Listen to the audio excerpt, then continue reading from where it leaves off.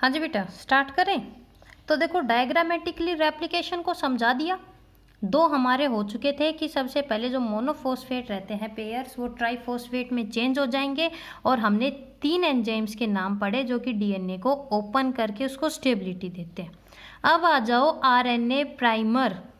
नए डीएनए की चेन तभी बनेगी जब उसके ऊपर प्राइमर जुड़ेगा। आरएनए प्राइमर आरएनए का ही एक स्ट्रैंड होता है जो कि कौन से एंड पे बनता है बेटा, 5 प्राइम एंड पे, और 5 प्राइम एंड पे इस आरएनए के प्राइमर को बनाता है प्राइमेज एंजाइम। क्लियर? डायग्रामेटिकली सारा एक्सप्लेन करवा चुकी हूँ कि जो प्राइमेज एंजाइम है वो उसको क्या करता है, जोड़ता है। ठीक है, चलो जी, अब आगे बात करते हैं कि जब हम बात करेंगे बेटा कि जो ये आरएनए का प्राइमर जब जुड़ता है तो एक तरह से डीएनए की फॉर्मेशन के लिए ये इनिशिएशन का काम करता है ना। कि अगर ये आरएनए का प्राइमर नहीं होगा, ध्यान से सुनना, अगर आरएनए का प्राइमर नहीं होगा तो जो पॉलीमरेज एंजाइम है, ठीक है, जो पॉलीमरेज एंजाइम है वो न्यूक्लियोटाइड को ऐड नहीं करेगा। ठीक है, इतना काफ़ी है।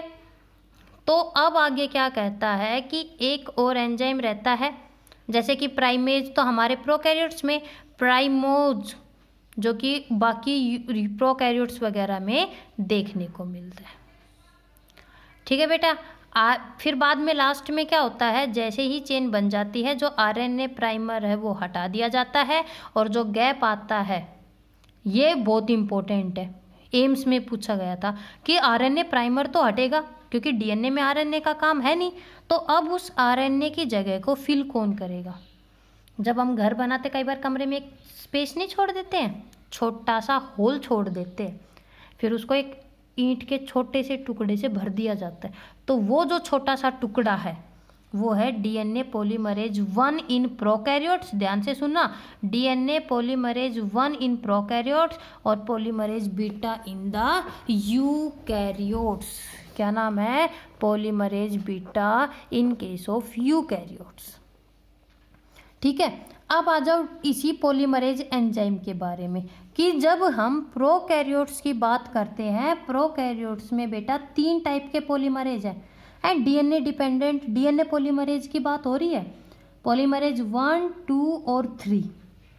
तो देखो ये जितने भी रहते हैं ये लोग न्यूक्लियोटाइड को ऐड करते हैं 5 से 3 की डायरेक्शन पे, यानी कि 3 प्राइम एंड पे जोड़ते हैं, और 3 से 5 प्राइम की एक्सोन्यूक्लियस एक्टिविटी है, यानी कि अगर अपोजिट करेंगे तो टूटते जाएंगे ये लोग। क्लियर? अब आ जाओ डीएनए पॉलीमरेज 3। पहले ये प्रोकैरियोट की बात चल रही है, ध्यान से सुनना। पॉलीमरेज जो 3 रहता है वो रेप्लिकेशन में भी हेल्प करता है, पॉलीमरेज 1 रिपेयरिंग में हेल्प करता है। ये बहुत बहुत इम्पोर्टेंट है आपके कंपटीशन के लिए कि जो 3 टाइप के पॉलीमरेज है उनमें से 3 होता है जो रेप्लिकेशन होने के लग रही है डीएनए की, उसमें कौन ऐड करता है, वो nitrogen base pair polymerase 3। Polymerase 1 repair का मतलब मान लो गलती से थाइमिन की जगह यूरेसिल आ गया, उस यूरेसिल को हटा कर थाइमिन वापिस से कौन जोड़ के आएगा, पॉलीमरेज 1। और जो पॉलीमरेज 2 होता है वो भी एक माइनर का काम करता है, रिपेयरिंग का। तो प्रोकैरियोट्स में जो पॉलीमरेज एंजाइम है वो कितने टाइप के हुए बेटा, 3 टाइप के। अब आ जाओ हमारी बात, यूकैरियोट्स में ये पॉलीमरेज एंजाइम होते हैं 5 टाइप के। प्रोकैरियोट्स में थे 3, 1, 2, 3, और यूकैरियोट्स में होते हैं ये 5 टाइप के, alpha, beta, delta, gamma, epsilon. Alpha, beta, delta, gamma, epsilon, और इनमें से 3 जो मेन है वो है अल्फा, डेल्टा और एप्साइलोन।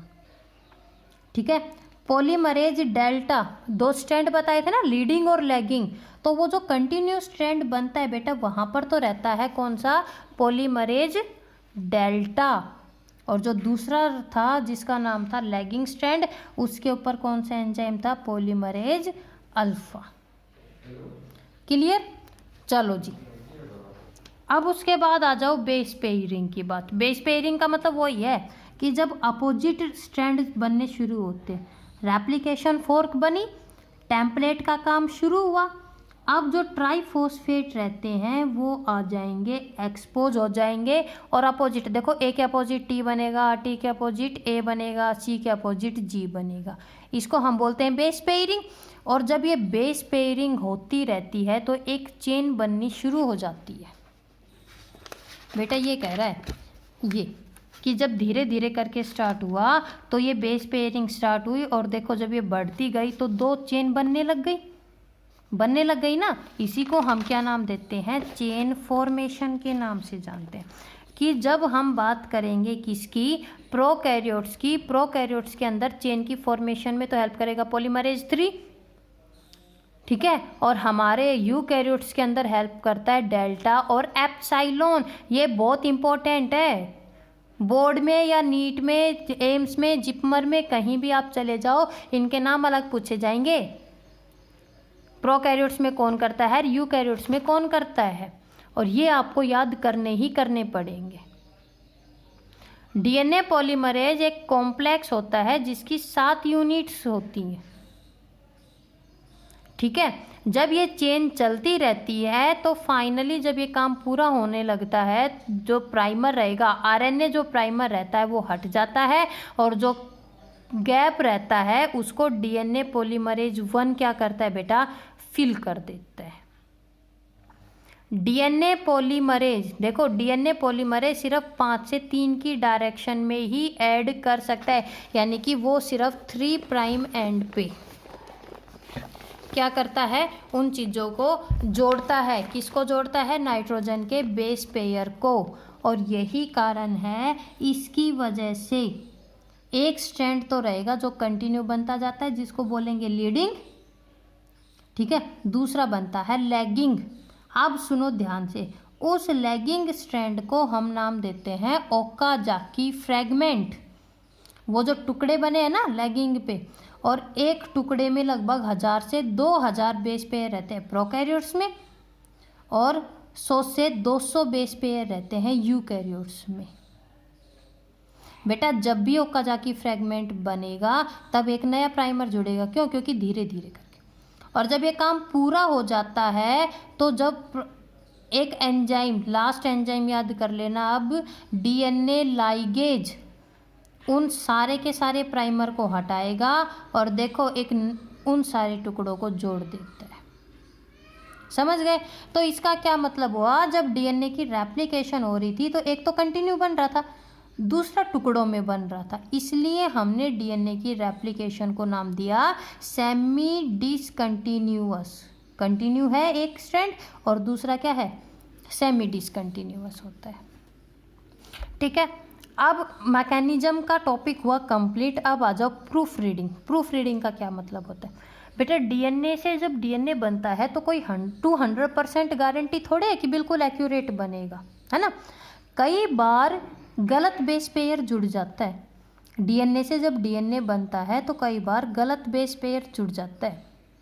उस गलत बेस पेयर को हटा के एक्यूरेट को लगाना, उसी को हम बोलते हैं प्रूफ रीडिंग।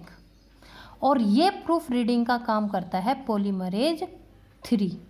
इसको जैसे ही सेंस मिली कि भाई कोई गलत चीज़ जुड़ गई, ये जाएगा जाके उस रॉन्ग बेस को हटाएगा और उसकी जगह एक्यूरेट वाले को क्या करता है, जोड़ देता है। लेकिन बेचारे में कई बार दिक्कत है पॉलीमरेज 3 में, यूरेसिल को थाइमीन से नहीं अलग कर पाता, समझ में ही नहीं आता कि ये यूरेसिल है या फिर थाइमीन है, और यही कारण है कि म्यूटेशन होती हैं। तो इसके अलावा भी डीएनए में हमारी कुछ रिपेयर मैकेनिज्म्स होती हैं, ठीक है, जो कि डीएनए की म्यूटेशंस के लिए रेस्पॉन्सिबल होती है। और यही कारण है कि डीएनए में इन चीज़ों को सही करने के लिए एक रिपेयर मैकेनिज्म होती है।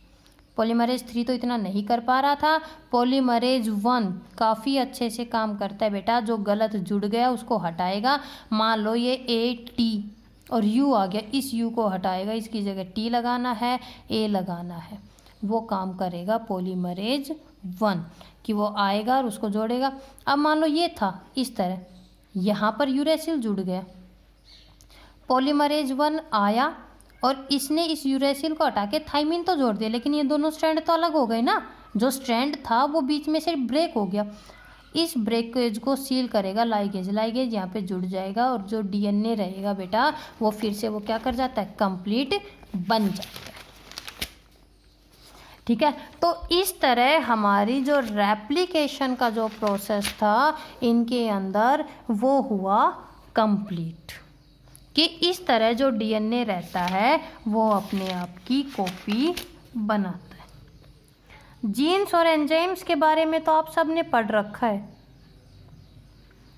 ठीक है, जीन्स क्या होते हैं, एल्केप्टोन्यूरिया डिजीज आई थी, 1 जीन 1 हाइपोथेसिस क्या होती है, और कभी इनके बारे में जो चीज़ रहेगी वो मैं आपको अलग से बता दूँगी। बेटा पहले जो जीन्स थे है ना, डीएनए के जो सेगमेंट जो यूनिट थी उनको क्या बोला जाता था, जीन्स बोला जाता था। और जो ये जीन टर्म थी जिस साइंटिस्ट ने दी थी उसका नाम था जॉनसन, है ना। मेंडल ने जीन्स को क्या नाम दिया था, मेंडेलियन फैक्टर। जॉनसन ने कहा कि ये कोई मेंडेलियन फैक्टर नहीं है, जीन्स हैं, एक यूनिट है हेरिडिटी की जो कि पर्टिकुलर फंक्शन करती है। और ये चीज़ प्रूव हो गई थी कि जो जीन होता है, gene is the segment of the chromosome. ठीक है, जो जीन होता है वो किसका सेगमेंट होता है, क्रोमोजोम का होता है। तो 2 साइंटिस्ट आए जिनका नाम था बेडल और टोटम। उन्होंने क्या कहा, gene are the unit of hereditary material. ठीक है, कि जो जीन्स होते हैं वो हेरिडिटरी मटेरियल की यूनिट, और हेरिडिटरी मटेरियल कौन होता है, हमारा डीएनए। क्लियर। अब आज के टाइम पे बेटा जो जीन है उसकी जगह हम यूज़ कर रहे हैं सिस्ट्रोन। ठीक है, मॉडर्न टर्म में, मॉडर्न वर्ल्ड में जीन को आज के टाइम पे क्या बोला जाने लग गया, cistron, the segment of DNA, RNA, rRNA that have particular function in connection with transcription. और ट्रांसक्रिप्शन क्या थी, डीएनए से डीएनए जब बनता है वो होती है रेप्लिकेशन, और डीएनए से जब आरएनए बने, डीएनए से जब आरएनए बने उसको बोलते हैं ट्रांसक्रिप्शन। क्लियर। तो अब हम आगे बात करने जाएंगे हमारे next topic that is known as the transcription.